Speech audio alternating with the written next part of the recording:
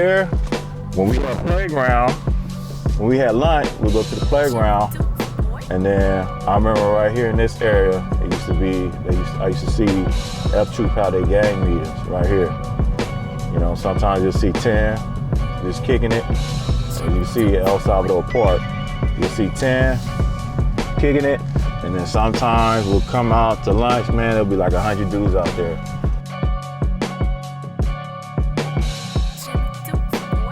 At that time back then, a lot of people was, I'll give it up, a lot of people was, you gotta be down to be down here. You know what I'm saying? Because you gotta deal with the essays, and they deep. Like this neighborhood right here, to my left, this is considered middle side, MS, right? Middle side reefer, right? But they had some members in here, but this wasn't the heart. This ain't the heart of middle side. They got an area right here on New Hope. This is Fritz. The kids over here used to look like freaking high school kids. Used to beat up high school kids and adults back in the 90s, right? Early 90s.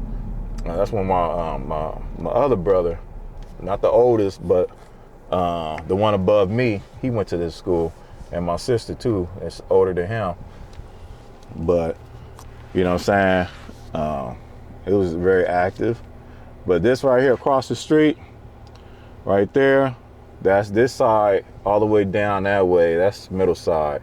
That's the heart of middle side. It's mostly the members. They say they got another one on Bristol, another middle side over there on Bristol. I never saw it, so I can't speak on. I already know these cats right here on McFadden, right? So when I grew up, this wasn't here. You know, I forgot what was right there. It was a liquor store right here. At that liquor store, when I was like 9 years old, my brother was murdered. That's when I went over there, bought my first blue rag. That's the nigga, I'm a Crip now, you feel me? Even though I was like experiencing it, but right here, you know, they used to hang out right here, throw up their hood when you walk by. This is where that crazy fool starts stabbing people all over the place. And you got homeless. We used to come over here, right? I wish you would. Santa Anita Park, that they doing something to it.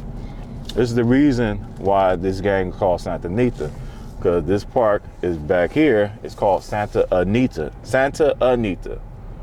And I was talking with some older veteranos that grew up from this area, and one is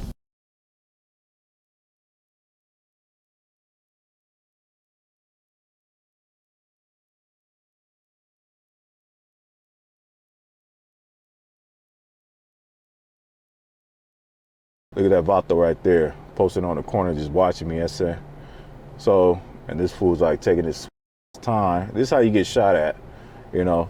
Fools like this, and then this vato down there. You see him to my left?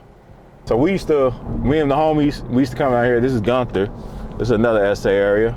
I'm gonna roll up in their hood, cause you know, this is I was over here when I was hanging out. Let me see if this vato run down to the street. Hey, check this out, it's crazy. It's one of the Asian homies, you know, he was making a left right here, and then he hit a SA on a bike, and the SA went flying. Boom, but he pulled over though. He pulled over and then waited for the police to come, and then that's how he ain't go to jail. And then the Asian homie, the Hmong homie, he ain't the homie no more, cause you know, he up in jail, and he didn't back me up, you feel me? Even though I was backing him up. So we used to be over here at the Asian homie spot. Nobody lives over here no more, you feel me? So it is what it is. That's why I'm like over here publicizing it. But that's where the Asians was at. I even had Asian boys come through, different neighborhood, VIP boys. That's when I started hanging with them, but I was with the young lokes, you feel me? The ACs, Asian Crip, Oriental boys. You feel me? And this is Camille Street, right? If you make a left on Camille right here, you're gonna hit a dead end. This is dead end. You know, I believe Middleside got caught slipping right here one time. They hit the dead end, and then they got their car banged out. They had to abandon the car and start running. due to what I was told by the own members, female.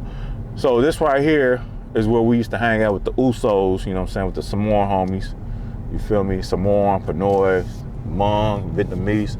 We was all right there, man. Any given day, we was like a good 20 to 40 deep, guaranteed. We was always over 10 deep, I'll tell you that. And this is the crazy part right here, right? I'm finna go this way. This is the crazy part. You see this right here? I used to wait for the bus to go home. So we used to block the street as bad kids with shopping carts from this each lane all the way over there. First it started with one shopping cart and we thought it was funny. Then it turned into 2 shopping carts. And then one day, because you know, people, they go to the store, they push the shopping carts all the way down, right? Like this. You see this shopping cart right here? Like they'll do stuff like this. They'll put this shopping cart right there, right? And there'll be a bunch of shopping carts. And what we thought was funny, I thought it was funny, is we just line them up, First Street. So in the nighttime, people be driving and they can't get through because there's a bunch of shopping carts blocking them. Oh, it's that one vato, eh? I should not went down there, into that cop again. So look at this low right here. That's how you know you in Santana, right here, Look at that vato right there, Holmes. Oh, that's that one dude from. Then you get, you know, the Watergates. The Watergates and stuff is up in here, right? Watergates, Blood Ale. It's another Blood Hood. I forget the name of it. But this is when you start running into the black gangs. Down here, dang, it's that cop again. You know? It's that cop again. Over here recording. Where that white car is, that's where our van was. And then past over there, it's a garage on the other side of that van. My dad got jumped over there by some Hispanic. My dad's Vietnamese, right? This used to be a vacant lot right here, right, in 91, but it was like a little apartment right here where like some essays hanged at. It was a lot of them. And I remember some essays came to this vacant lot and shot up the apartments right here. They just shot it up. I remember seeing one dude hanging out the top of the sunroof with a Mag-10 shooting at the apartments. My aunt was in the house. Instead of being down, I guess she ran to the window. But yeah, that's what happened, man. They shot up the place and they took off, right? And then over here, my dad got jumped. And it was crazy because when he got jumped right here, right? When he got jumped right here, he went, you know, he fought the war, the Vietnam War. So when he got jumped, you know, he came in the house he came and grabbed a knife, right? And when he came and grabbed the knife, I'm playing Nintendo, you know, as a 6-year-old playing Nintendo. I remember I was playing Tetris or something. So when that happened, he took the knife, put it on the counter. He came out to see where the dudes was at. He told my mom and them, you know, and they all was outside looking, even my brothers and stuff. But me, I act like I was playing a video game, but I ran and grabbed the knife and I hid it under the couch. So when they came back in,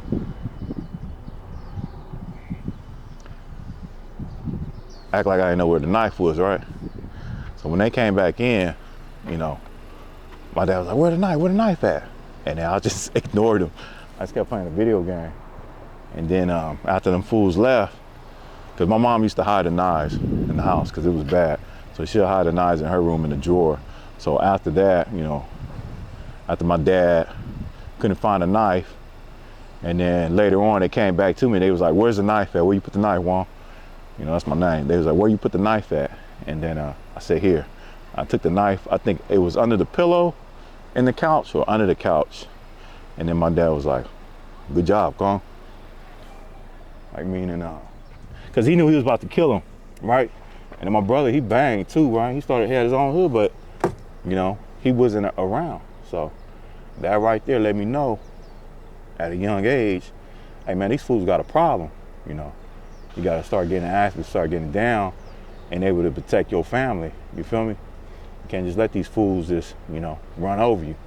So from then on, that was my process of becoming down in an area where, you know, that outnumbered you ethnically. You know, I'm black and Vietnamese, you know, Chinese, Cambodian. You feel me? It's all Latinos on me, and they ain't like my people. So that's what these niggas in LA, that's why I say a lot of LA cats don't know what's up with Orange County, because they don't know how it feels to be outnumbered and get attacked until they go to jail. You feel me? Being outnumbered by a race that, it's not even gangbanging, this is racism, man. They just come at you racist, homie. Like a lot of them. But it'll be a lot that's cool though. But it'll be a lot that wasn't cool. So you know what I'm saying? So what you gonna do, bow down and run with them? Like, man, I ain't gonna run with none of them. You know what I'm saying? Especially if they on that tip. You feel me? They run with us. And then my mom, some Mexicans purse snatched my mom. You feel me? At the grocery store. I remember her going to the room, her room at this house. She picked us up after she got purse snatched. She didn't even call the police because it would have took too long. And I remember her coming in her bedroom, and I'm like nearby her room and my room in the hallway, and she threw her purse on the bed, like just threw it, and then she fell on the bed, stomach first, and started crying. And that,